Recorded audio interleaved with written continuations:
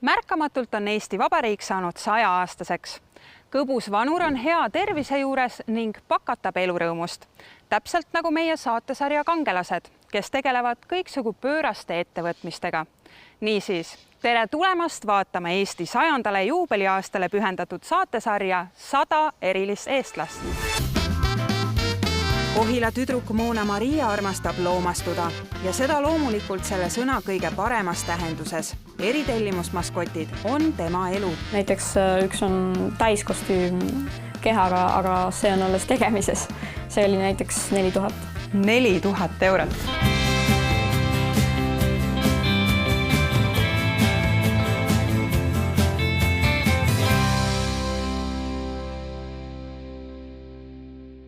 Maskide kandmine on vahva tegevus. Miks seda tehakse?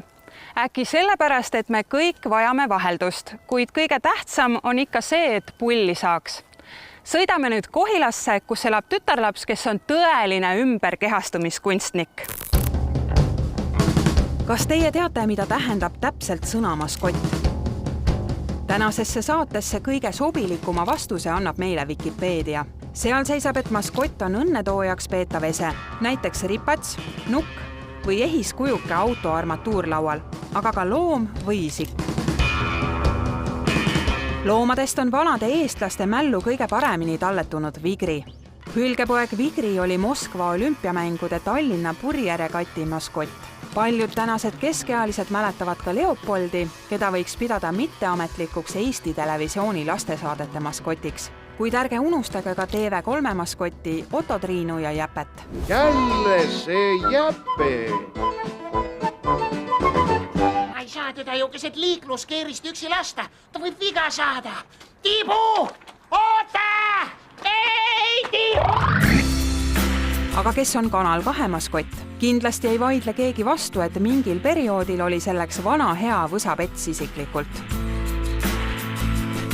Kuid lisaks meediaorganisatsioonidele kasutavad maskotte ka paljud suurettevõtted. Võtame näiteks hulludel päevadel hulludes kogustes vetsupaberit müütava Stockmanni kaubamaja. Nende kollane maskott on ju ilmarahvale teada tuntud.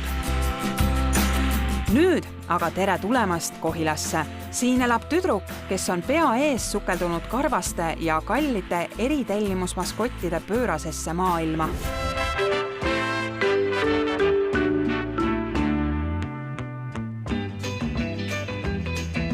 Uskuge või ärge, aga 100 erilise eestlase seas on ka üks Kohila tüdruk, kes aeg-ajalt täiesti vabatahtlikult loomastub. Saage tuttavaks Moona Mariaga. Moona Maria on furry. See on inimesed, kellele meeldib anthropomorphic animals, ehk siis nagu loomad, kellel on inimese moodi mingid, näiteks nad saavad kahel jalal käia, näiteks nad oskavad rääkida.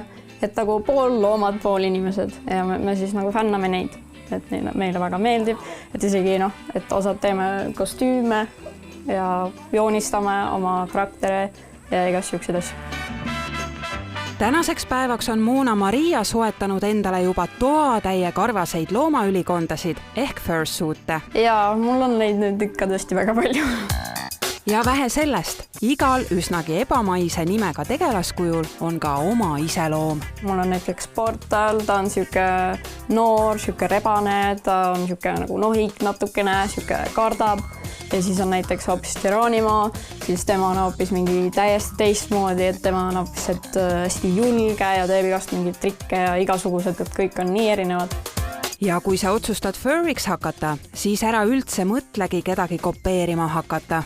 Kõik teevad oma karakterid ise, kõik mõtlevad ise oma backstory, kõik asjad tehakse nagu ise, ka disainid, kõik asjad nagu täiesti ise mõeldud ja on ka niimoodi, et ühte samasugust karakterit ei ole olemas, et kõik on originaalne, et nagu ei tohi teha, et näiteks ei saa keegi teha samasugust fursuiti nagu mul on ja ei tohi ka siukest karakteri teha.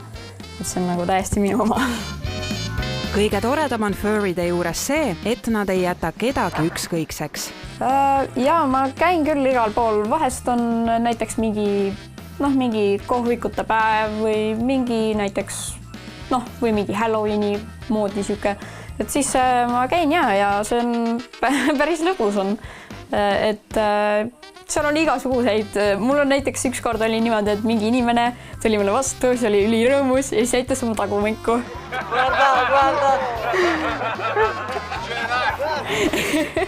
Et ma ei tea, mis värk sellega oli, aga see oli väga naljakas. Ja siis on lastele muidugi meeldivad, et lahedad loomad ja nii, et siis tahavad ka vanemad teha pilti ja nii, et see on ka nagu lahe, aga isegi nagu suuremad inimesed, mingid vanainimesed on isegi tahtnud pilti teha, et kõigile läheb peale see. Furryde fänne võib kohata igal pool maailmas, kuid kuidas on asjalood inimloomadega meie oma Maarjamaal? Eestis on isegi täitsa rohkem hakkab neid välja tulema igalt poolt, et nad on kuskil peidus, aga kuna minul on see YouTube'i channel, siis nad leiavad selle kaudu mind ja siis kogu aeg kommenteerivad, et issand jumal, sa oled ka furry, täitsa lõpp. Mona Maria YouTube'i kanal Furry Time on tõeliselt vahva ja sellel on muide juba üle 6000 tellija. Oma kanaliga ma olen tegelenud umbes aasta ja natukene rohkem ja seal ma teen kõike, mingid tantsimist olen teinud, siis olen reisivideoid teinud, siis näiteks kui ma käin kostüümidega kuskil väljas, siis jälle filmin ja siis on igasuguseid näiteks, kuidas neid teha, olen ka teinud igasuguseid asju nagu lihtsalt kõigest, ka rääkimist, et millised on näiteks minu lemmik nende kostüümi tegijad. Kust tema pärit on ja mis tema nimi on? Tema nimi on Veksler, ta on haigala ja tema on siuke chill suhteliselt, talle meeldib väga ujuda. Haigala? Tegelikult ei meenuta kuskilt otsast seda haigala. Jah, ta on siuke inimese moodi versioon, et need kõrvad ja asjad on natuke teistmoodi, aga kui muidu oleks haigala, siis oleks päris imelik siuke karvadeta mingi. Aga proovime siis järele ja sukeldume haigala sisse. Ega siit midagi väga näha ei ole, jah? Silmadest proovi vaadata. Okei. Nojah, siit sa saad hingata. Väga põnev.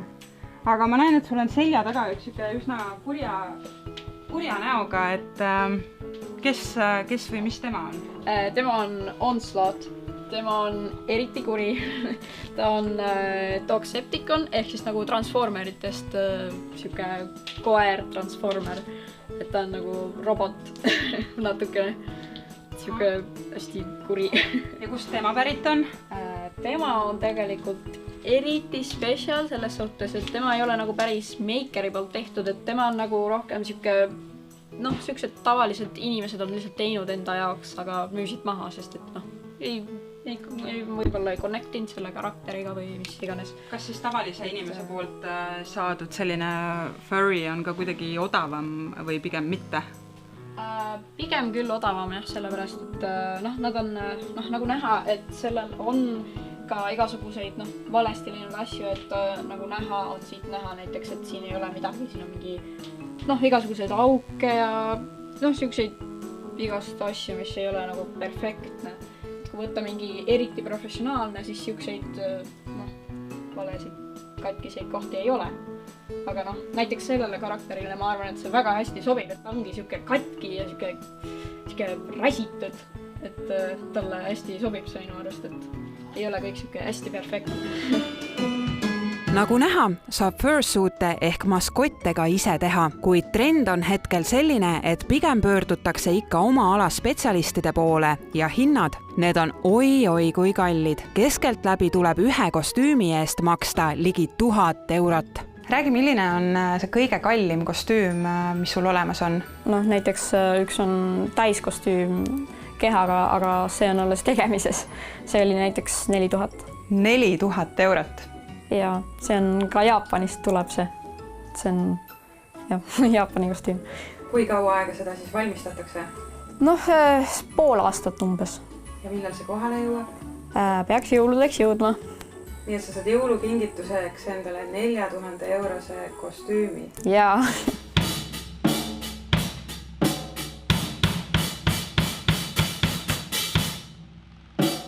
ma tean, et te ukse tagant kuulsite ka seda, et on tulemas Jaapanist see 4000-eurone kostüüm, et millise emotsiooni see tekitas? Ma kujutan ette, et seal jõle palju seda osa on see, mis riik endale võtab. Selles suhtes, et me enne ka Ameerikast on niimoodi tellinud, et see on just need tollimaksud ja need on edasi.